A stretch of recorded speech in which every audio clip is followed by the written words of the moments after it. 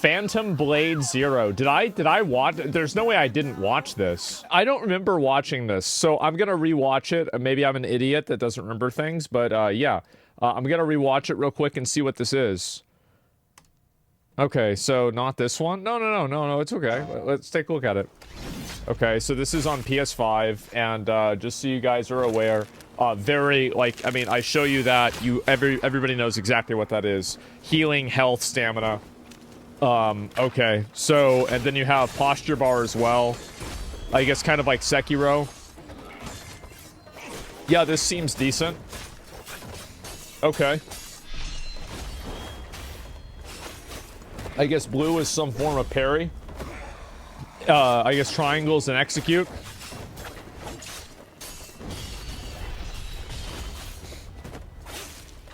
I'm gonna be real, that was actually really clean. Oh, like, let me go back and watch that again. That was actually really good.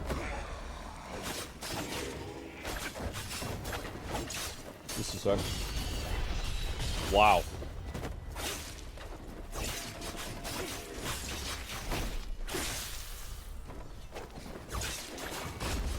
This is sick. Yeah, it's like, it's crazy to watch this and then go back and look at the Assassin's Creed game. You know, like, that's what's so weird for me to think, is like, I mean, okay, now, oh, we have a boss, alright. So you've got your traditional, berserker. Alright.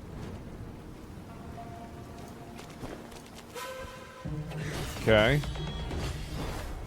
So that's like some sort of like, teleport behind you, nothing personnel kit, okay. Got it.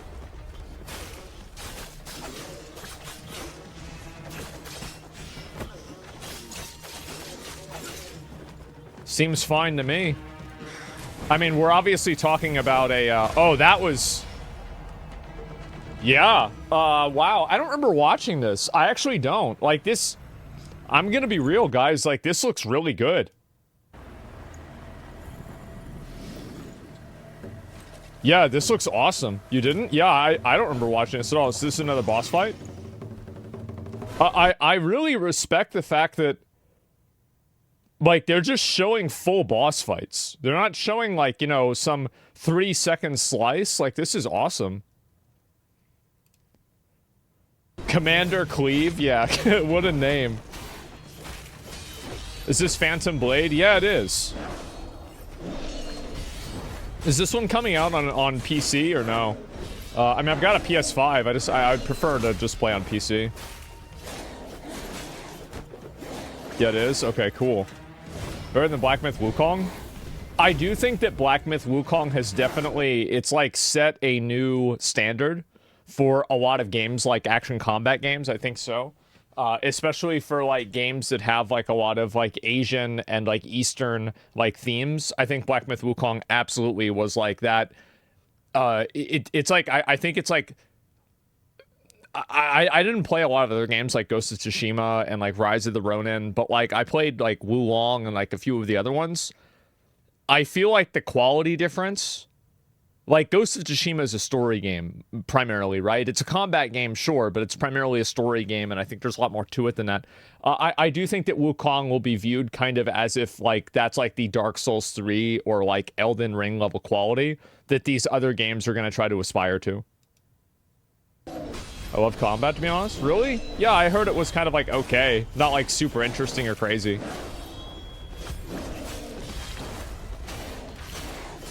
Yeah, this actually does look pretty good. And this is like an execute, I guess. I guess he didn't... Oh, he saved it so he could do it at the end.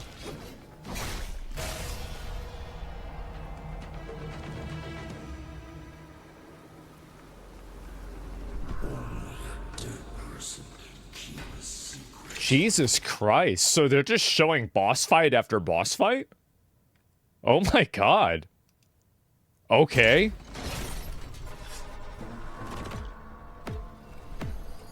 Yeah, I mean, obviously, you know what I've said before, right? Is like, you know, about how, you know, there's certain games I feel like I'm not the target audience for. This is one that I feel like I am. It's like, yeah, they made this game for you, Baldy. Here you go.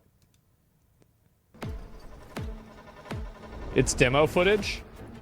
Yeah, but like, usually with a lot of trailers of games, If they're not showing full boss fights, I usually assume there's a reason for that. This guy reminds me of me and Blasphemous 2, you know? Bro, like, that mace was fucking crazy. Ubisoft, why parkour, though? I don't know. I'm sure there's probably reasons in, like, the base game.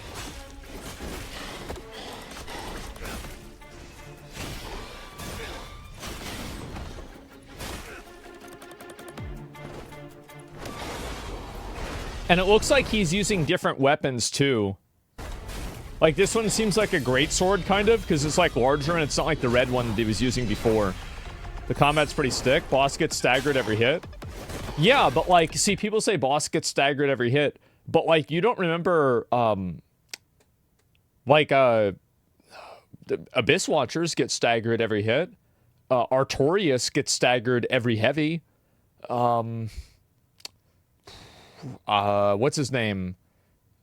Jesus Christ. Ornstein gets staggered every hit with like a two-hander. Freed gets staggered every hit. Gwen, I think it's every heavy with Gwen.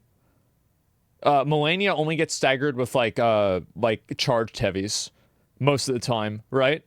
So like if you really think about it, now I see your point, but they're clearly showing easier bosses. Like, they're not showing, this is not like, I'm sure that there's going to be more challenging bosses besides this, you know? And that's not a bad thing. Well, my point is that these are games that, like, we all accept are, like, pretty good, and bosses that we think are good, or at least most of us think are good.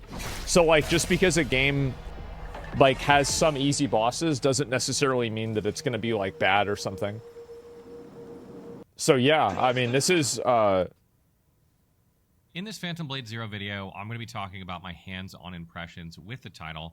I got to play at Gamescom just a few days ago. I spent about 30 minutes playing through the game. I played through the demo on both normal and hard modes, so you'll see gameplay from both of those in this video. Yeah, I'm not a fan of, like, hard modes in games. I've said this many times, right? Is like, I don't like hard modes in games, but, you know, that's just the way it is. This One is experience is best, probably yeah. the best game I saw at the game show. Wow. And is arguably one of the best games I've played this year. Jesus This is Christ. a game that's being developed and published by S-Gain that's going to be coming to PlayStation 5 and PC probably sometime next year. We don't have a release date yet, but that's kind of Where is this game being made? Like, who makes this game? PC? Yeah, it's coming to PC. Of course it is, right? China? So is China just making the good games now? Like, is that really how we're doing it? Yeah, I guess so. What the fuck? I like customizable difficulty. I do too, but I think it should be discovered through game options rather than game settings. You know, like, Havel Armor is a difficulty setting in Dark Souls 1. I feel like that's a better difficulty modifier than, like, just turning it down in, like, a menu, right? Ballpark that I got from it's my opinion. So the combat of Phantom Blade Zero is based off Chinese martial arts, and they actually used real kung fu masters in Hong Kong, motion captured them, and used that for this game, which is pretty cool. And if you look at the combat of the game, it kind of reminds me somewhere between like Sekiro and Ninja Gaiden. It has this looks pretty good. It's not as methodical as Sekiro, and it's more flashy like Ninja Gaiden, but there is sort of like an offensive and defensive side of it that reminds me of Sekiro, where you're not always attacking. Sometimes you're deflecting, sometimes you're attacking, and there's kind of it's very clear that there's like two modifications to weapon attacks, right? There's a red attack and a blue attack, and like a blue attack is probably some sort of parry, and a red attack is some sort of like either unavoidable or reversal thing, right?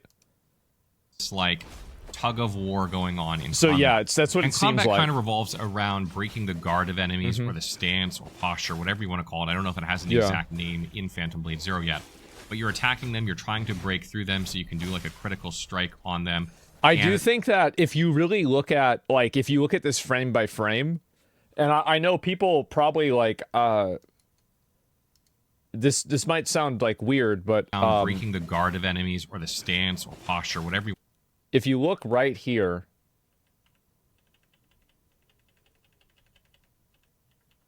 there's really no reason why this should have happened, right? So, like, this combat really isn't extremely clean.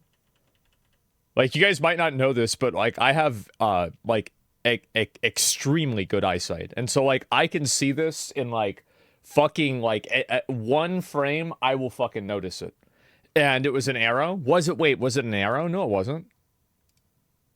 And combat kind of revolves around breaking the guard of enemies, or the stance, or posture, whatever you want to call it. I don't know if it has. Kind of revolves around breaking the guard of enemies, or the stance, or posture, whatever you want to call it. It was. I wasn't even looking up there. You guys are right. I'm an idiot. Was that it?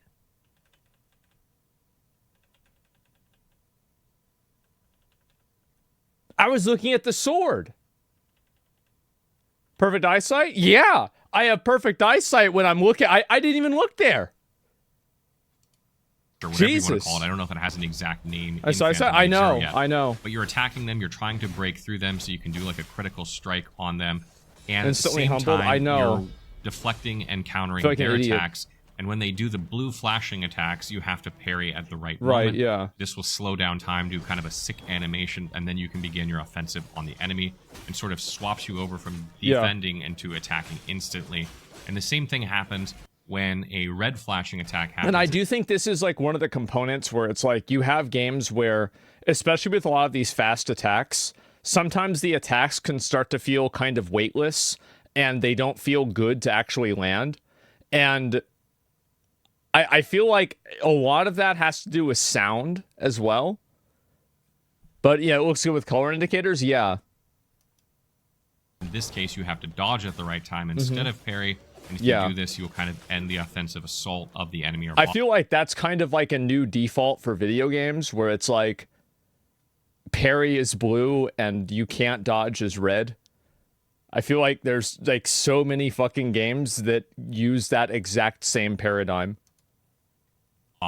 And begin your counterattack, which is lightning fast, slows down time. Yeah. The whole thing looks so amazing, and it's just really fun to pull this off. And as I mentioned, it feels kind of like a tug of war, where you're attacking into an enemy or boss, and then at some point you can tell that they're done blocking and they're going to start swinging, and then you go into parrying and deflecting and blocking and dodging, and then looking for the opportunity to counter, and then doing that, and it's just back and forth like that throughout boss fights. They feel very dynamic. They feel very much like a sword fight, if you will, because it's just back and forth, and it feels like what you would see if you were watching an actual sword fight, other than the fact that... And you can see clearly there's different weapons that are being used. Like, he used the dual-wield daggers, like swords, and then, like, here he's using, like, this, like, red sword. And then the other boss fight we saw, he was using, like, a really big two-handed sword. Combinations and animations are almost unbelievable. And obviously you can tell by looking at the gameplay that the combat is fast and fluid. It looks amazing, but something that I noticed right away playing the game... Actually, now that I look at it, I think this guy probably drops the big sword, since he's holding the exact same one. That even an average player playing this game is going to love it. And the reason for that is you don't have to be amazing at this game to look like a badass. The way the game is... the game that does really good at that is Zenless Zone Zero. Like, you can be playing the game on a garage door opener, but you could, like, show it to somebody and be like, wow, like, this guy must be really good at the game. Designed is that instead of something like a fighting game or another game where you hit, like, triangle, triangle, square, triangle, triangle, that's your combo. In this game, you may only have to hit triangle, like, twice, but your character hits multiple times. So it looks flashier than what you're actually doing. So if you're standing there watching, you might be thinking this player is doing all kinds of crazy things to make their... Yeah, exactly. People would, like, pog out when I'd play, like, Zenless Zone Zero and I'd execute some combo. And it's like, you know, they don't know that, like, all I'm doing is I'm just going, you know, they're like, damn, this guy's so good. Your character do what it's doing on the screen, but you're really not. So when you look at my gameplay, you're gonna be like, wow, he looks really good at this game. But the reality is, I played the game for 5 minutes, and that's how good I look. When you watch the Crimson Desert gameplay, the person playing that in that video on our channel is a pro at that game. Everyone I watched playing that game couldn't do anything near what that player was doing, but everyone you watched play Phantom Zero looked like a pro. So that's the biggest difference there. I feel like the game is way more accessible, has a much lower skill floor, and anyone who's playing can look like an amazing ninja badass. And I think that's probably a good thing, honestly. Especially, like, I mean, and this is the same with, like, Wukong. Like, even if you're bad at the game, you can still do really cool things in the game. Like, it shouldn't be that, like, because I think this is a problem that, like, fighting games have, where it's like, in order to be good at a fighting game, you have to have, like, a really, really high level of skill to execute combos. Or in order for it to look cool, too. But yeah, I think that obviously, like, combat feels shallow. Well, yeah, it's a demo, right? And, like, the main demo stuff that they're testing out is, like, just combat interactions, player response, etc., right? Low skill floor, high skill ceiling. Yeah, I think that's a good thing. You might be thinking that the game is too easy, that nobody should be able to do that sort of stuff if they just played the game for 5 minutes. And this is actually something I sat and discussed with Eskin a bit. Because the game currently has normal and hard difficulties, they wanted some feedback on how does the game stack up compared to other games in the genre. Like, how is it compared to, like, Sekiro or Ninja Gaiden or Souls games like that? This is not a Souls game, remind you, but they wanted to know how the challenge of the game was. And I finished the demo on normal and hard, and I actually finished the hard faster than I finished probably normal because you did the other one. More playtime by that time, so I was more familiar with the controls. You know what to do. But I definitely found the game to be a bit too easy. I don't feel like I should have been able to clear it that quickly for just having started the game. But this is something they want feedback about, and I imagine they This is my feedback if they ever watch this, what I'm talking about is I don't think you should design the game for a guy like this. Like, the guy that does F Extra Life, like, he has played every single one of these fucking games probably for thousands of hours.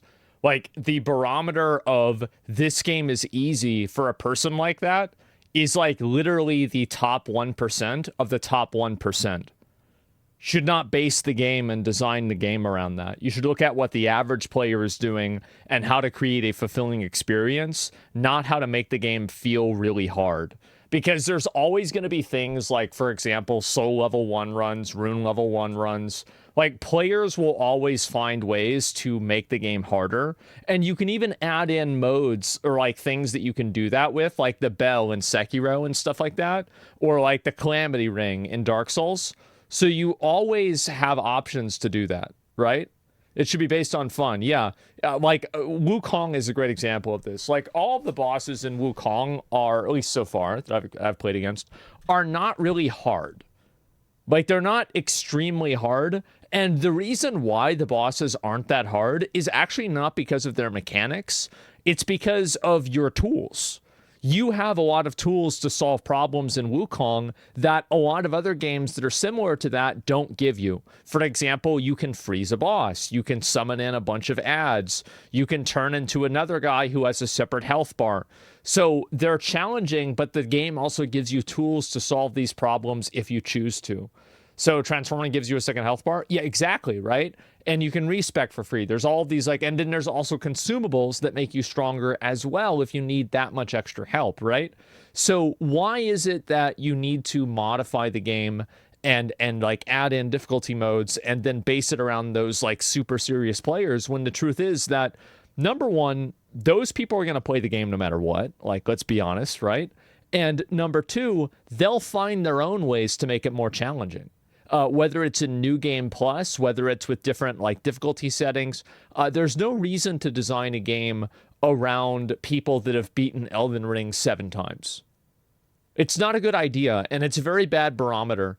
And when you do that, like, the reason, like, this is my biggest comparison, right, is that I think that, like, the original, like, Elden Ring DLC, I said before, it was too hard. I got a lot of shit for this. Bandai Namco agreed, and they fucking nerfed it. They nerfed it indirectly with the tree fragments. They did. They gave you 5% more additive damage reduction at the end of it. That's fucking insane. There's a huge increase, right? Like, if you look at the damage people are taking on day 1 of that DLC versus damage people are taking, week 2 of the DLC after that patch was over, total different fucking world. So they did actually nerf it, by the way. And then another comparison is with WoW. I think WoW is, like, really the main game that I've had this experience with, is that the game has been made more and more difficult over time in order to, like, appeal to the like, more hardcore player. And what I think that does is you have a situation where, like, you have, like, this is skill and this is time, right? And so the average player skill level goes up like this, right? This is your average new player. Like, you know, because like they're obviously like if you're coming in at Dark Souls 1, you know, like you're bad, right? Because you just started playing the games. If you're coming in at Elden Ring, you're also bad, right? But like, or Dark Souls 3 or whatever. Or like, let's say you're coming in now at Lies of P, right? You're also bad. But the problem is that this is player skill for experienced people like a lot of us, is that we've played all these games, right? And so it goes up. So basically, like, where do you want to design the game? You do not want to design the game for the red line, because the red line is the serious, really, really good players. And those people will always find a way to make the game more challenging, whether it's like a, you know, a no-hit run or whatever. Whereas like the casual players, if you put walls in front of them, they won't be able to get over those walls. So like right now, for example, like in Dark Souls 1 era of gaming, and even Dark Souls 3 era, nobody was as good as like Gino Machino is at Elden Ring. Like there was nobody that had like that level of skill at that point in time in the space, right? Nobody was that good. And it's the same thing with WoW. Like if you look at the world first kills of Wrath of the Lich King and like Cataclysm, not a single player in that raid, I bet, could probably still be with their skill level at that time in a current world first raid right now, because the skill gap has increased so much. And you see this with everything. You see this with sports, with other types of records. You see it with like the Olympics, which is kind of a sport, but it's the same type of thing. People keep breaking these records, and you're also seeing it with games. So, but it doesn't really matter, right? Whenever you think about it, because, you know, it doesn't matter how much faster the fastest person in the world can run a mile. It's still incredibly impressive if like an average person can run a mile in like 8 minutes. That's very good for like an average person. And that's not going to change, you know, like in 100 years or something like that, unless we have like some kind of like weird genetic thing. Do you see what I'm saying? Because like people are staying the same. Boxing, yeah, boxing's the same way. And so I think Wukong and like a lot of these games, like I think Elden Ring was designed like this, right? I'm trying to think like different ways I could explain it. But overall, you cannot continue designing for a player base that keeps getting better, because that player base keeps getting smaller. Like you're not going to have a lot of people that have the level of skill that you need to do like a no-hit run in Elden Ring, or you know, like a Sekiro, you know, be able to beat like Ishin without using a heal or something like that, right? And so yeah, you do not want to make games like super hard, because the good players will find ways to make them hard. And also, even in the really, really hard games, you know, the quote hard games, the best players in the world play them with extra handicaps or with extra modifiers for difficulty. So even games like Sekiro, etc., they're still playing it with like the Yasumatsu sugar, which like reduces your total health, etc.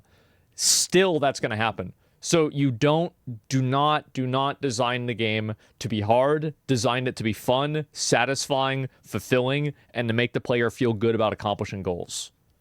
And in some cases, that means making hard bosses. But that should not be the goal. The goal should be able to create satisfying gameplay, and if harder bosses are the method in which you do that, then that's okay. Long tangent, but that's the way I feel about it. Add another difficulty to the game, like a very hard mode, or maybe they'll tune up hard mode. But they're definitely looking for feedback for this. So if they ever release a demo for this, I don't know if they will, but they certainly could. I'll play it. You know, make sure you provide your feedback on that.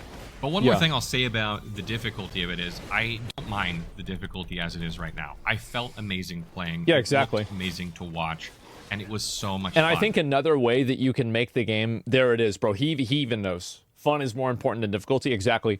Because, like, another way to add this in is having New Game Plus. Like, Wukong does this really well, where, like, I want to play through the New Game Plus of Wukong because there's so many different abilities and things that I haven't been able to level up yet.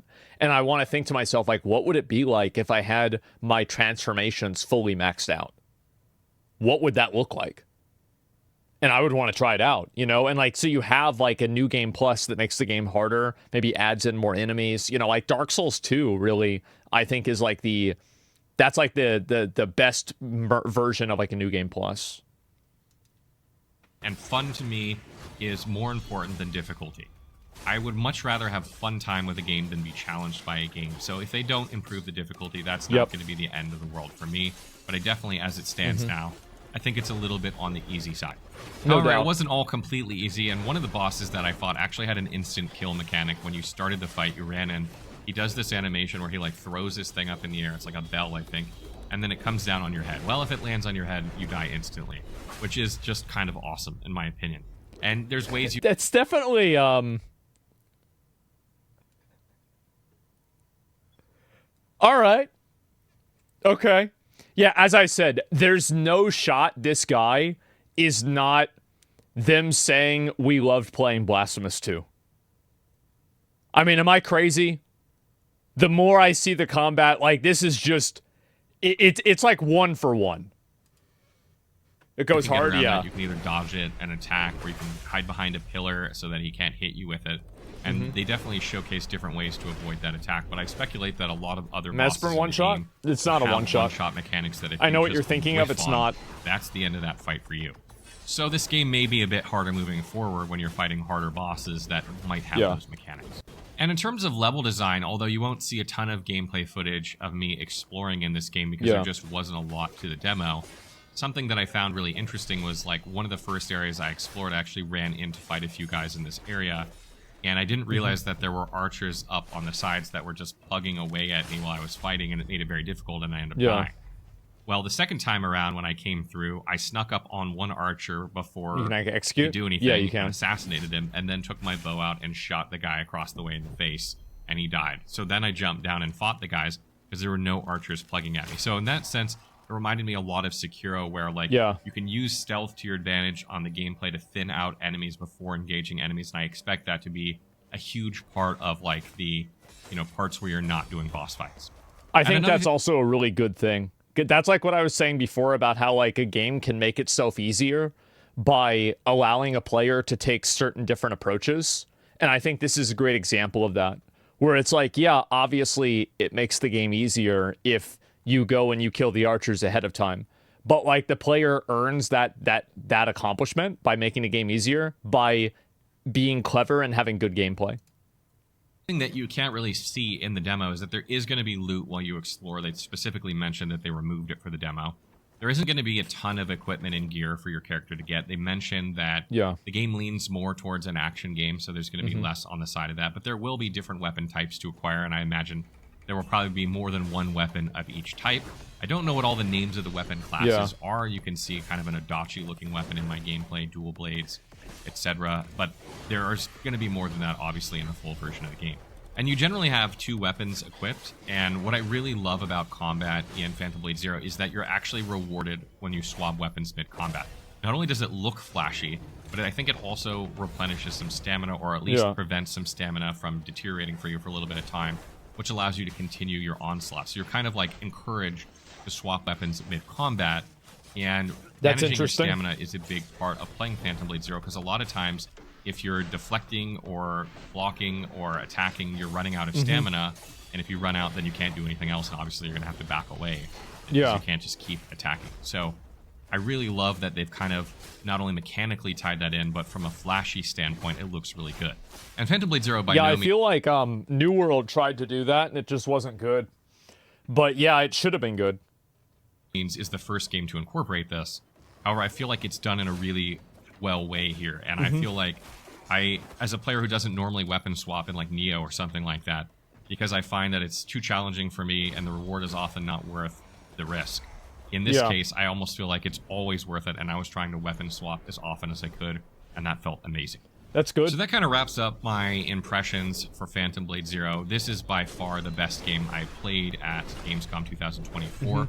There's another game that I played that I really want to talk to you guys about that I can't yet, that is still under a lot of NDAs. It is not a similar type of game to this at all, but I look forward to talking to you about that. But this game, like, look how beautiful it looks. The graphics are good.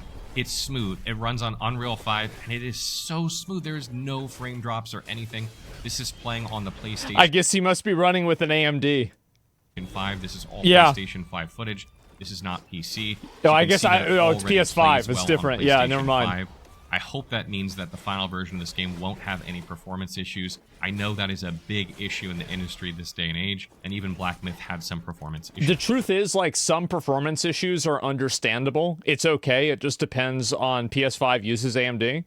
Really? Okay, I didn't know that.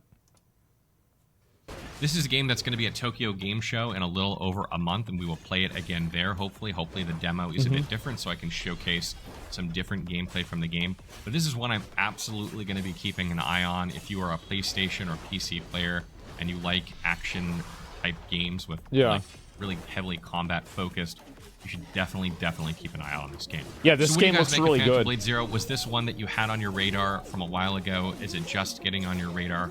What do you hope to see in this game? What concerns do you have? What are you excited for? Let me know all those things in the comments below. Yeah, I'm going to be honest. Like, that was actually a good video. That was a really good video. I agree with pretty much everything he said. I'll link it to you guys. Yeah, he's right. He was right about pretty much all of that. There's the video right there. Give him a sub. Yeah, did it say no armor changes? I don't know. I feel like having armor and customization is a good thing.